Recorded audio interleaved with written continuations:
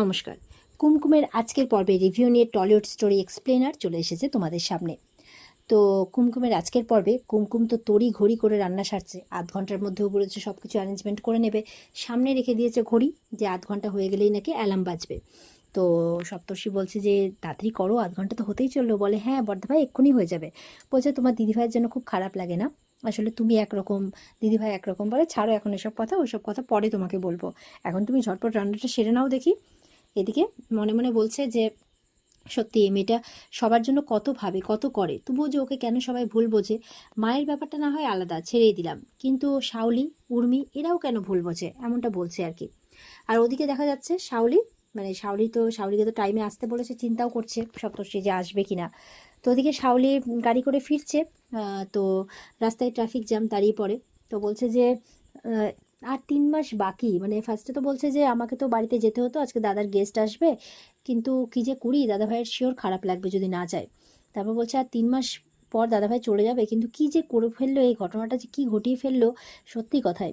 তখন রবি বলছে যতই বলো দাদাভাই কিন্তু আমাদের কথাটা একবারও ভাবে না। তো শাওলি বলছে আমিও ভাববো না দাদাভাইয়ের কথা, যা হয় হয়ে যাক, আমিও আর ভাববো না, মানে ভাইয়ার কথা আমিও আর ভাববো না, তাই বলছে। এদিকে যখন সিগনালে দাঁড়িয়েছে গাড়ি, তখন দেখছে সামনে কার্তিক, মানে কার্তিক ফোনে দাঁড়িয়ে কারো একসাথে কথা বলছে, কারোজনের সাথে। তো হাতে বাজারের ব্যাগ, তো সেই ব্যাপারে বাজার নিয়ে কথা বলছে। তো এবার শাওলি ভাবছে যে একবার কি জিজ্ঞাসা করব যে ওর কেমন আছে, কিন্তু রবি তো আবার রাগ করবে। তখন বাহানা বানাচ্ছে, গাড়িতে খালি বোতল আছে, বলছে রবি আমাকে একটু জল এনে দাও না প্লিজ, খুব তেষ্টা পেয়েছে, গাড়িতে একটু জল নেই। তো রবি তো মনে মনে বলছে কি এসব কাজ দিয়ে দেয়, মানে বিরক্ত হচ্ছে মনে মনে, কিন্তু উপর উপর দেখাচ্ছে যে কোনো ব্যাপার না, দাও এনে দিচ্ছি, এই বলে জল আনতে বেরোয়। আর এদিকে এই ফট করে গাড়ি থেকে নেমে কার্তিকের কাছে যায়, গিয়ে বলছে আচ্ছা তুমি ঠিক আছে তো, তোমার শরীর ঠিক আছে তো, ডাক্তার দেখিয়েছো? না হলে দেখিয়ে নাও, আমি তোমাকে টাকা দিয়ে দেবো। বলে আপনাদের কি সমস্যা বলুন তো, আবার কি গাড়ি খারাপ হয়েছে নাকি খালি গাড়ি টাকার রোয়াব দেখাতে আসছেন কেন? দেখুন শরীরের দাগ হয়তো মিলিয়ে যাবে, কিন্তু আত্মসম্মানের দাগটা কিন্তু মেলাবে না। বলে আরে বাবা, শাওলি বলছে তোমাদের সাথে ভালো মুখে কথা বলতে আসলেই দেখছি তোমরা এরকম করো, কেন করো বলো তো এরকম, এভাবে বলছে। কার্তিক বলছে কেন জানেন, আপনারা মনে করেন যে গরিবদের কোনো আত্মসম্মানই নেই। ওদিকে রবি কিন্তু জল নিয়ে চলে এসেছে, আর গাড়িতে দেখছে শাওলি নেই, সামনে তাকিয়ে দেখছে কার্তিকের সাথে কথা বলছে।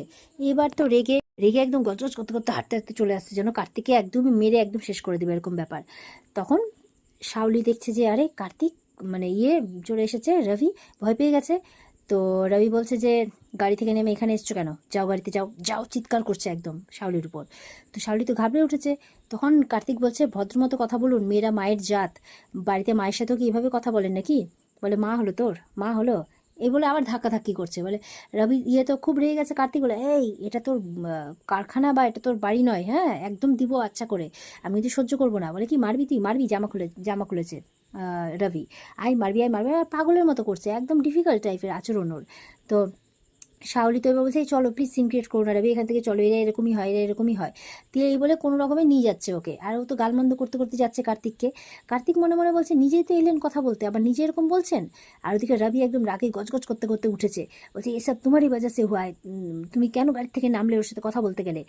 এই বলে যখন গাড়িটা সামনে দিয়ে নিয়ে গেল, একদম ইচ্ছে করে কাদার মধ্যে দিয়ে নিয়ে গেল, সেই কাদাটা পুরো কার্তিকের মুখে চোখে জামাতে ছিটালো।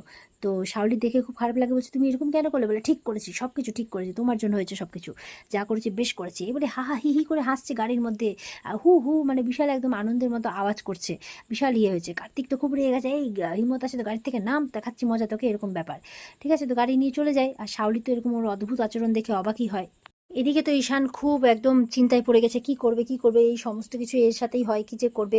ওদিকে কুমকুম তড়িঘড়ি করে রান্না সারছে, ও খুব চিন্তায় পড়ে গেছে, কুমকুম আদৌ রান্নাটা সারতে পারবে কিনা, কি যে হবে কি যে হবে, এক্ষুনি গেস্ট চলে আসবে, খুব চিন্তা করছে। তো বলছে যাই, কুমকুমের কাছে যাই। তো ভাই বোনরা বলছে আরে দাঁড়া দাঁড়া, ওখানে বর্দা ভাই আছে, তুই গিয়ে কি করবি, তুই গিয়ে কাজ বাড়াবি? বলে না আমি কাজ বাড়াবো। বলে তুই কাজই বাড়াবি, ওখানে বর্দা ভাই আছে, ওকে সাহায্য করতে পারবে, তুই চিন্তা করিস না। দিয়ে ওদিকে মেজমাও চিন্তা করছে যে মেয়েটা একা হাতে সব কিছু করছে। মেজকাকে বলছে দেখো তোমার জন্য সব কিছু, জানো তো, তুমি কিছু বললে না, দেখো শালিকে নিয়ে এসছে দিদি, আর এসে ওকে রান্নাঘর থেকে বের করে নিল, আমি কিছু বলতে পারলাম না, ওখানে মেয়েটা একা হাতে সব কিছু করছে, হ্যাঁ এটা কি একজনের কর্ম বলো তো, এভাবে বলছে। আর ওদিকে ততক্ষণে গেস্টরা আসবে ফোন করে দিয়েছে ঈশানকে। এবার তো ঈশান কী করবে বুঝে উঠতে পারছে না, কারণ গেস্টরা এসে এসে কুমকুমকে খুঁজবে। এদিকে শার্লি ঈশানকে বলছে তোমার সাথে কিছু কথা আছে। ঈশান বলছে তুমি না প্লিজ এই কথাটা অন্যদিন বলে দিও, হ্যাঁ আজকে আমার কাছে টাইম নেই। মনে মনে বলছে শার্লি কত যে তোর সাথে কথা বলার জন্য মরছি আমি, শুধুমাত্র রবির জন্য তোর অ্যাটিটিউড সহ্য করছি, এইভাবে বলছে। আর ওদিকে কুমকুমের হয়ে গেছে, এবার যাবে ও গেস্টকে আপ্যায়ন করতে, দেখছে আমরা চাটনি করতে ভুলে গেছে। তো বর্ধা ভাই বলছে ছাড়ো, থোড়া ওদের কাছে মেনু কার্ড আছে নাকি, করতে হবে না, বাদ দাও, আমরা চাটনি বাদ। বলে না না বাদ দিলে হবে না, এরপর ওরা কবে আসবে না আসবে, চলো আমরা ঝটপট বসিয়ে ফেলি। তো ঝটপট বসিয়ে ফেলেছে। গুঞ্জা ডাকতে এসেছিলো, এসে দেখছে হয়নি।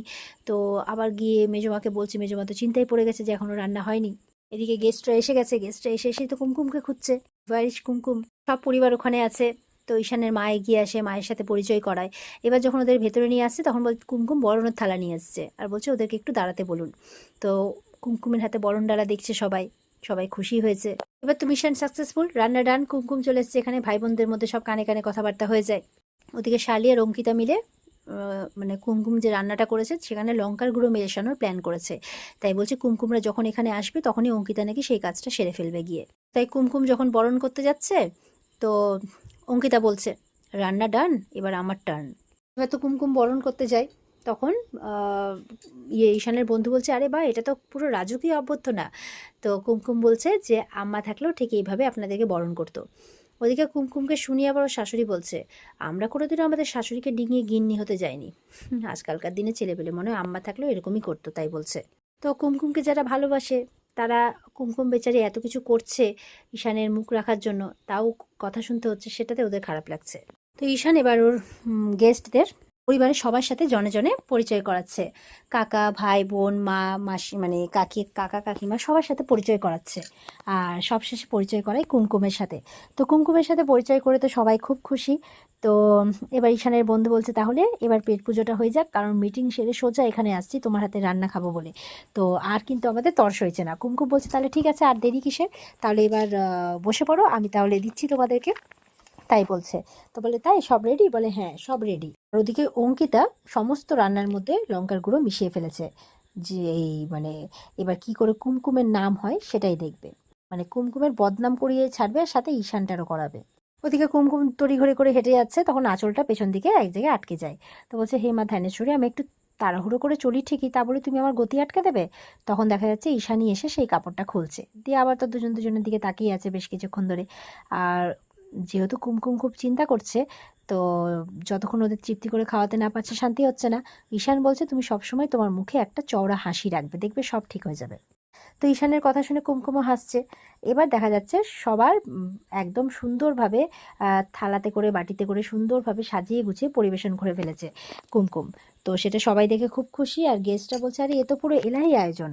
ওদিকে ঈশানের মাকে শার্লি বলছে চিন্তা করো না, আজকে কুমকুমের মুখে চুনকালি পড়বেই, আমরা ওরকম ব্যবস্থা করে ফেলেছি, তুমি কোনো চিন্তা করো না। গেস্টরা তো বলছে যে মানে ফুডটা মানে লুক সো অথেন্টিক, তাই বলছে। বলছে ইট স্মেল, মানে স্মেল অ্যামেজিং, তাই বলছে। সবাই দেখে খুব খুশি হয়েছে। তো কুমকুমকে বলছে ওর বর তোমার প্রশংসা করছে। কুমকুম হাসছে। অঙ্কিতা তখন শার্লিকে বলছে খাবারটা শুধু খেতে দাও, এরপরেই তো হবে আসল খেলা। বলছে আজকে কিছু একটা কেলেঙ্কারি হবে, শুধু খেতে দাও।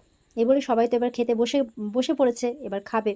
ঈশানের মা মনে মনে বলছে এরা বাঙালি খাবার কোনোদিনও খায়নি বলে হাবিজাবি রান্নাগুলোকে দেখে একদম বিশাল ইয়ে মনে করছে, কি যে হাবিজাবি সব রান্না করেছে, তাই বলছে। কুমকুমরা বলছে এবার আপনারা খাওয়া শুরু করুন, ওরা এবার খাওয়া শুরু করছে। এবার ঈশান বলছে কুমকুমকে ওরা তো ফার্স্ট টাইম বাঙালি খাবার খাচ্ছে, ওরা জানে না যে ওরা কি খাচ্ছে, তুমি বলে দাও কি কি রান্না করেছো। এবার কুমকুম এক এক করে রেসিপিগুলোর নাম বলছে। শিউলি পাতার বড়া, চিংড়ি মাছের মাথা দিয়ে কাঁঠাল বীজ ভর্তা, দুই ঝাল দিয়ে শিমদানার ডাল, মাছের বাটি চচ্চড়ি, তিল বাটা দিয়ে মেটের ঝাল, আমড়ার টক মিষ্টি, আর আছে আমের লুচির পায়েস। তো সবাই তো শুনে বেশ আপ্লুত। এখানের বন্ধু বলছে কত বাঙালি তো এসব জানেই না, খাইনি, তুমি তো কামাল করে দিয়েছো একদম। কুমকুম বলছে আগে খেয়ে দেখুন তারপর না হয়। তো সবাই এবার খেতে শুরু করেছে, আর এখানে কিন্তু আজকের পর্ব শেষ হয়ে যায়। তো এই ছিল আজকের পর্বের রিভিউ। পরের দিন আমরা দেখবো যে ওরা খেয়ে কি বলছে, ভালো না মন্দ। তো পরের দিনের রিভিউর অপেক্ষায় থাকবে। আজকে রিভিউ ভালো লেগে থাকলে পর্বকে লাইক কমেন্ট করে জানাতে ভুলবে না, আর আমাদের সাথে জুড়ে থাকতে চ্যানেলকে সাবস্ক্রাইব করতে ভুলবে না। দেখা হচ্ছে তোমাদের সাথে আগামীকালকে। সবাই খুব ভালো থাকবে, আর বিস্তারিত দেখার জন্য স্টার জলসার পর্দা তো আছেই। টাটা।